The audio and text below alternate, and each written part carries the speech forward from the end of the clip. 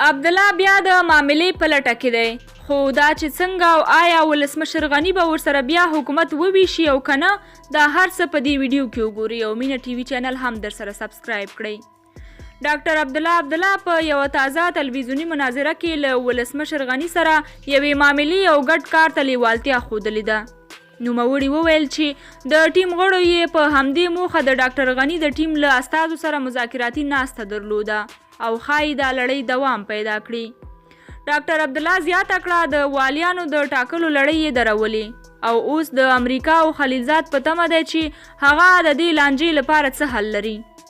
نوموړي وویل که څه هم 3 ځله ټاکنو کې ګټونکی نشو، خو په وینا یې د خلکو په زړونو کې ولسمشر دی او دا ځل هم د بحران د مخنیوي لپاره یو حل ته چمتو دی.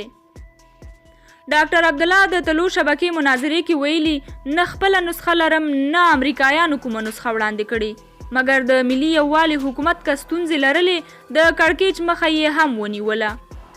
د عبدالله په خبره له طالبانو سره مذاکراتي پلاوی باید ټول شموله وي او د افغانستان له ادرسه باید یو پلاوی ګډون ولري. نوموړي وویل چې د مذاکراتو تر پیل مخکې هیڅ شرط نه لري، خو په وینا یې چې کله مذاکرات پیل شول بیا به له هغو ارزښتونو دفاع وکړي چې د هغوی لپاره یې جګړه پیل کړې. نوموړي ټینګار وکړ چې د تحلیف مراسمو ته بشپړ چمتووالی لري، خو زیاته یې کړه چې د یو شفاف او واحد حکومت لپاره هره نسخه چې په پام کې وي دی یې هرکلی کوي، تر څو د 2 تحلیفونو د ترسره کېدو له امله هیواد د بحران خواته ولاړ نشي. خو دا په داسې حال کې ده چې د ټاکنو ګټونکی دولت ساز ټیم له عبدالله سره د هر ډول معاملې امکان ردوي او وایي هیڅوک په خپل سر ځان ولسمشر نشي اعلانولی، نه هم هیواد بحراني کولی شي.